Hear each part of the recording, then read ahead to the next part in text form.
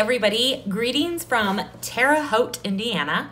I am traveling this week and doing a video from my hotel room here at the Hampton Inn. And I am really excited to be releasing this first Mediocre Road Warrior video. So before I tell you how I got my free plane ticket to Australia, I want to talk to you a little bit about the Mediocre Road Warrior, what it is and what you can expect. So for those of you that know me personally or professionally, I have been traveling both domestically and internationally for the past 4 years now.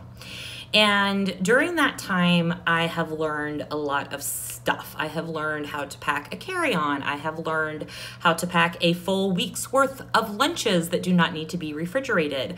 I've worked out point systems with airlines and figured out like how to get the best deals on things.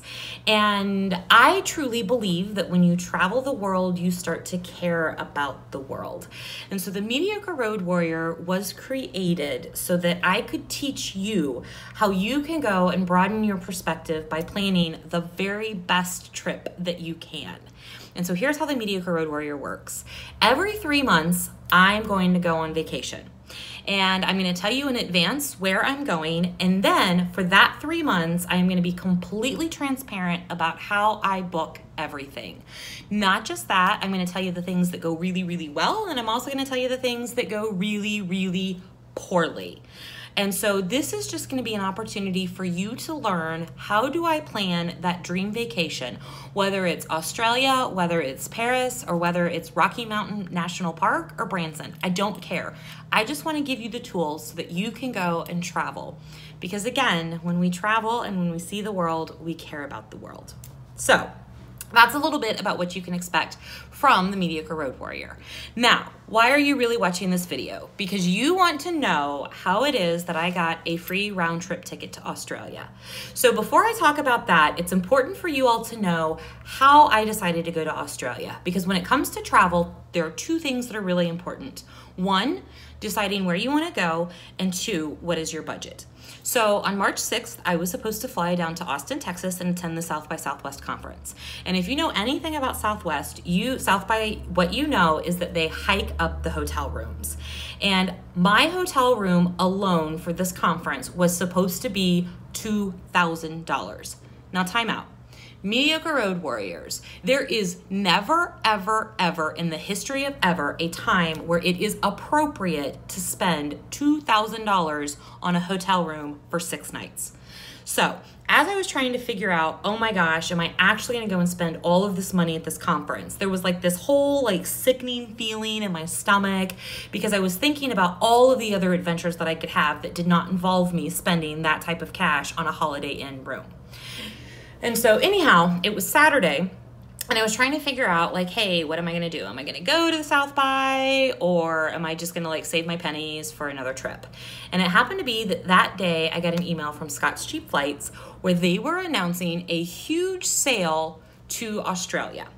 And when I opened up the email, it happened to be that they had a round trip ticket from Omaha to Australia for $788.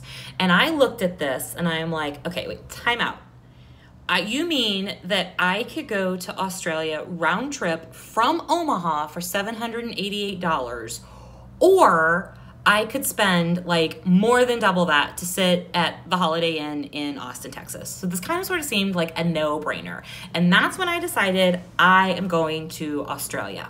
So I went to the United website, which is where the $788 tickets were. I put in my dates that I was going to be attending my conference in South by, and wouldn't you know, the sale completely applied to those dates. So it was decided. I am going to Australia in 4 weeks. So, time out. A couple of things I want you to remember. One, when it comes to travel, you have got to set a budget. So to be clear, my budget for Australia is going to be $2,000. Now the reason it's $2,000 is not because I'm going cheap, but it's actually because I was able to get my airfare for free. And so I went ahead and added that piece into excursions. Okay, so my budget, $2,000, that's what I'm planning on. If you want to follow along planning this trip and you don't have a free airfare, what I would tell you to do is bump that budget up to $2,500. Okay, so that's thing number one. Thing number 2 to remember about going to Australia is, in full disclosure, I am a little bit nervous about planning this trip because 1, it's a continent I've never been to, and 2, my time frame to get there really is 4 weeks. Usually when I'm going on a big international trip, I have at least 6 months to plan, so knowing that I have usually 6 months and now I have 4 weeks really kind of feels uncomfortable. So it'll be really interesting to see how this unfolds as I'm doing all of my research. Okay, so I'm going to Australia. I go onto the United website, I find my dates, I can fly out of Omaha for $788. So here's what I decided to do. I first applied for my Mileage Plus credit card. Now this was a really big step for me because I'm kind of weird about credit cards and how many you should have and this, that, and the other. That's in my own personal thing, not for you to deal with. But on the Mileage Plus card, I got 3 points for every dollar that I spent on an airline ticket. And so I'm like, cool, this is a way for me to accumulate points. And so I applied for my card, I got approved, and then I called up Mileage Plus and I'm like, hey, I need my number so I can book my ticket. And lo and behold, Mileage Plus was like, sorry, you gotta wait 10 days. And I'm like, wait, what do you mean I have to wait 10 days? And they said, you can't use your card until you actually get it in the mail. So here's problem number 1. I had no way to book my ticket. I mean, I did. I had other credit cards, but the whole reason that I opened up this whole Mileage Plus card was so that I could get the miles on United. Well, I then thought about it and I'm like, okay, I have points on my Capital One Venture card, and so instead of paying $788, I am going to pay 0, and this is how it works. I am not going to get too deep in the weeds about credit cards. There is actually somebody out there called the Points Guy, and he does a way better job of going through all of the credit cards and which ones are the best. But about 1.5 years ago, when I was looking at getting a new credit card, I researched and I decided to go with the Capital One Venture card. Hooray! What's in your wallet? I think that's what Jennifer Gardner asks. But anyhow, my Venture One is what's in my wallet. And I will tell you right now, the biggest benefit of your Venture card is this. They have this beautiful thing called Purchase Eraser. So you go and you find a great deal on an airfare. You can actually go to your credit card statement, and if you have enough points, you click a button that says Purchase Eraser, and they will refund you for that purchase as long as it has to deal with travel.